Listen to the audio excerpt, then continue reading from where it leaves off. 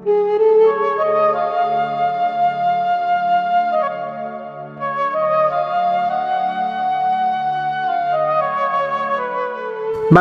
জাতীয় স্মৃতিসৌধ, যা ঢাকা সাভার নবীনগরে ঢাকা টু আরিচা মহাসড়কের পাশে অবস্থিত।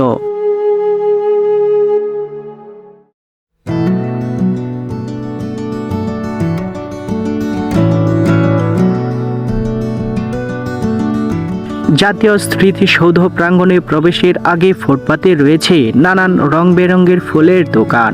এছাড়াও স্মৃতিসৌধের প্রবেশের গেটের পাশে লেখা রয়েছে ভিতরে প্রবেশের কিছু নির্দেশিকা।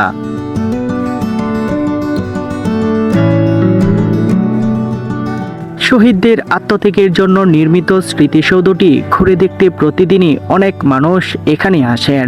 এর ভিতরে প্রবেশের জন্য কোনো টিকিট মূল্য নেই। চাইলেই যে কেউ সকাল 10টা থেকে বিকাল 5টা পর্যন্ত ঘুরে দেখতে পারবেন স্মৃতিসৌধটি।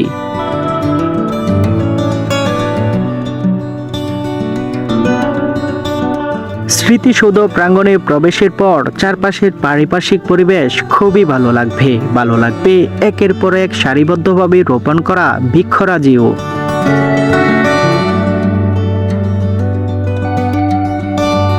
এই পড়ন্ত দুপুরবেলা অনেকে এই স্মৃতিসৌধটি ঘুরে কেউ পরিবার পরিজন নিয়ে বাড়িতে ফিরছেন, আবার কেউ প্রবেশ করছেন ঘুরে দেখার জন্য।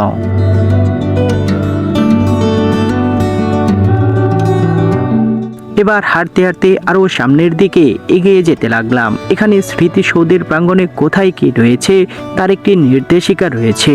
এর পাশে আরেকটি বোর্ডে স্মৃতিসৌধ নির্মাণের গুরুত্বপূর্ণ ইতিহাস লিপিবদ্ধও রয়েছে।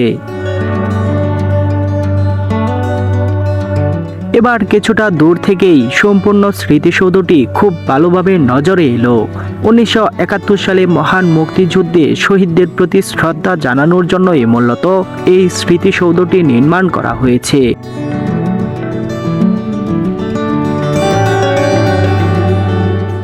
এই স্মৃতিসৌধের স্থপতি সৈয়দ মাইনুল হোসেন 1972 সালে জুলাই মাসে এই স্মৃতিসৌধের নির্মাণ কাজের গোড়াপত্তন হয়ে শেষ হয় 1988 সালে।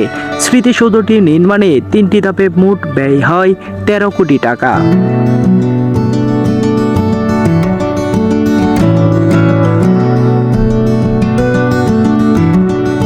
স্মৃতিসৌধ মিনারের সামনেই রয়েছে ছোট্ট একটি জলাশয়। এর সামনে রয়েছে বাংলার লাল সবুজ পতাকা।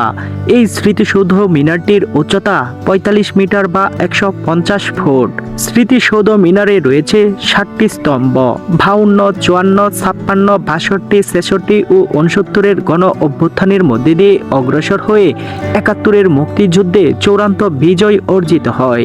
এই এক একটি স্তম্ভ দ্বারা এক একটি আন্দোলনের শিখাকে বোঝায়। এই স্মৃতিস্তম্ভগুলো কিভাবে ধাপে ধাপে উপরে উঠে গেছে তা স্মৃতিসৌধের পেছন থেকে দেখলে খুব ভালোভাবে বোঝা যায়। স্মৃতিসৌধের 84 একর জায়গা ঘিরে আছে কৃত্রিম হ্রদ এবং বাগান। স্মৃতিসৌধ চত্বরে আছে মাতৃভূমির জন্য আত্ম-উৎসর্গকারী অজ্ঞাতনামা শহীদদের 10টি গণসমাধি। স্মৃতিসৌধ প্রাঙ্গণে আরও রয়েছে উন্মুক্ত মঞ্চ, অভ্যর্থনা কক্ষ, মসজিদ, হেলিপ্যাড ও ক্যাফেটেরিয়া।